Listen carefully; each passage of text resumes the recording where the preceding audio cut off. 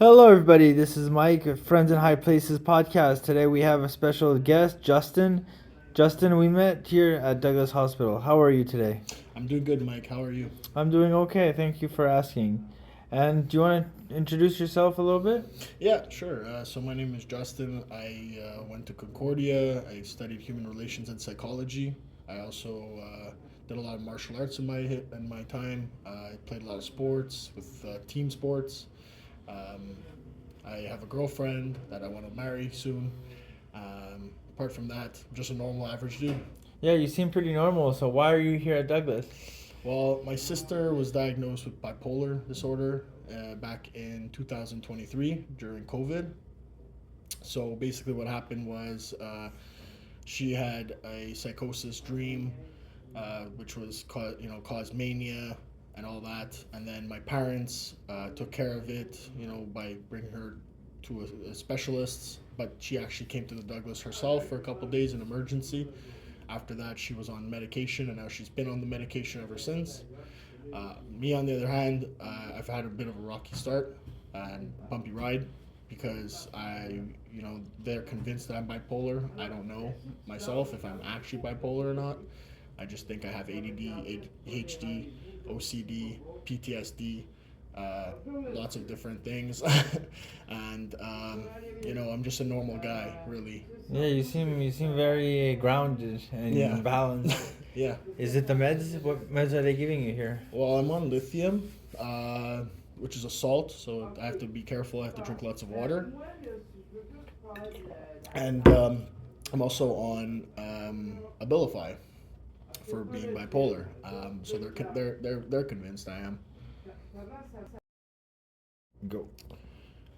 So overall, that's the diagnosis for me, is that I am bipolar. I can say that maybe I am, and maybe it is working for me, but I have to just be careful with, smoking too much weed. I smoke like 10 joints a day. I also, that didn't bring on psychosis necessarily, but at the same time,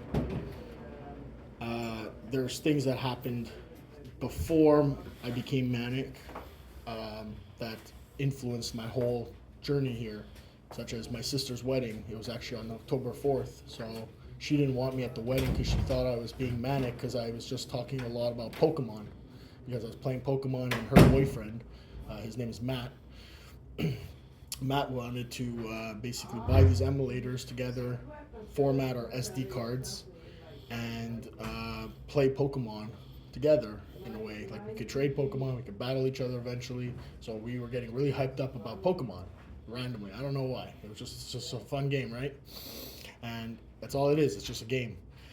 But to her, I was becoming manic. So she basically told me, if I want to come to the wedding, I have to go back on the meds, because I stopped taking the meds like maybe 4 months after I was diagnosed last year in 2024, sorry. So that happened to me. I ended up at the Douglas for 7 days. I went to the Supreme Court of Canada after 7 days, and I battled against the judge myself without a lawyer, because it's, if you make a certain amount of money, you can't get a lawyer for free. I didn't want a lawyer.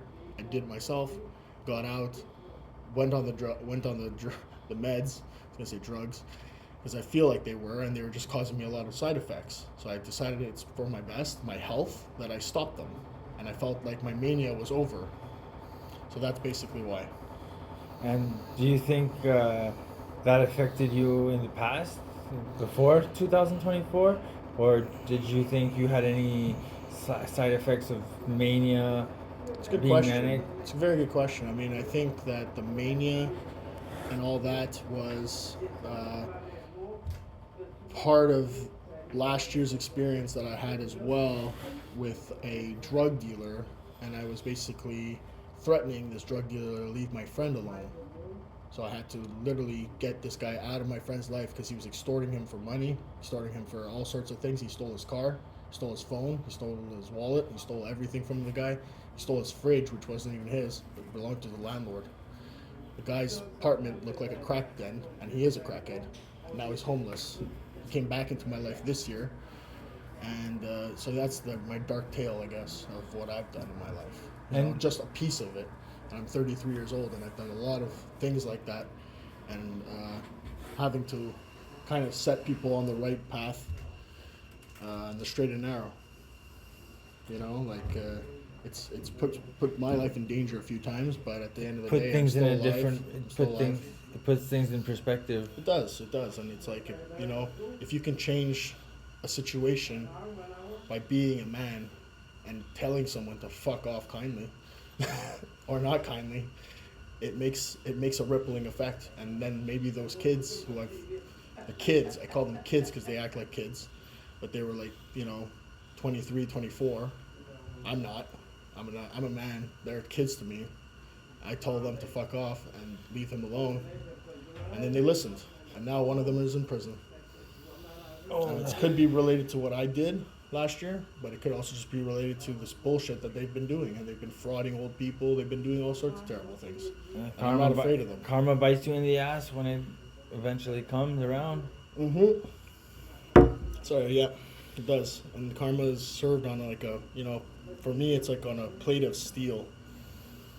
And it's just like you gotta just take it, or you're gonna get screwed over. You're gonna get screwed over bad by the wrong people that you don't want to fuck with. Do you think your upbringing? How was your upbringing? Rough. I got bullied a lot. I got tormented a lot by other people because I had a lazy eye. You know, I'll show you my ID later. But, you know, just to show you the picture, it's like that was me when I was 26, around their age, you know? And I was 10 times stronger than them back then. So just imagine what I am now. I can't even believe it. Yeah. Like, you know, I've gone through a lot. And I've never lost a fight in my life. Except for one time, there was this guy after this party, and I was really hammered. And he decided he wanted to bully one of my friends because my friend was being an idiot, though. He was, but he took his shoes, and I was just trying to get the shoes back so that he wouldn't have to walk home without shoes. So I tried to step in, told him, give me back my friend's shoes, nicely, and he wouldn't listen.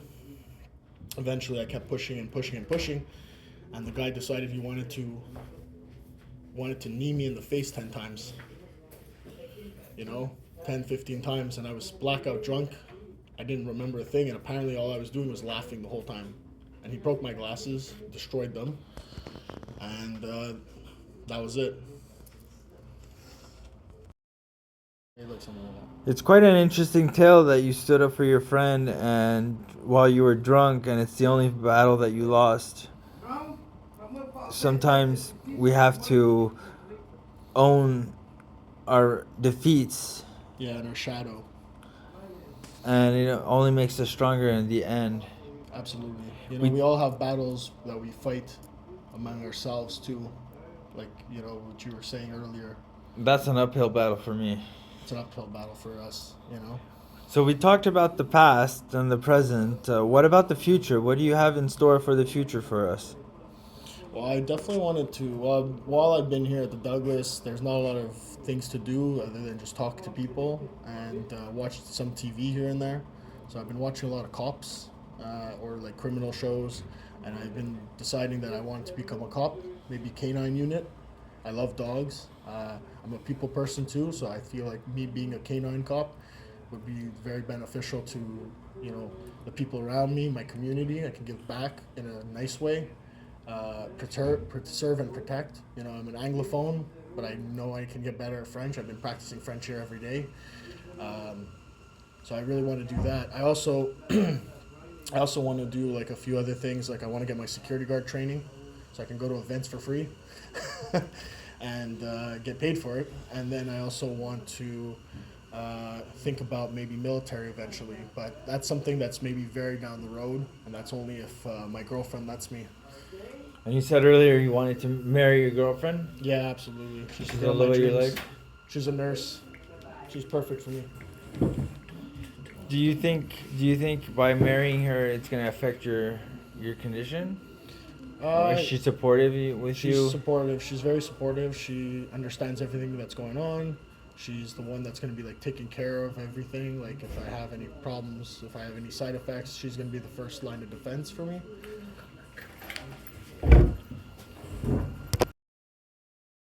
thank you so much, Justin, for this interview. My pleasure. I'm glad that we got to speak and share your story with the rest of the world. Thank you guys for listening to Friends in High Places podcast. This was Mike and our guest, Justin. Special thank you for him and his continuity with the mental health program. Like and subscribe. Have a good night, guys.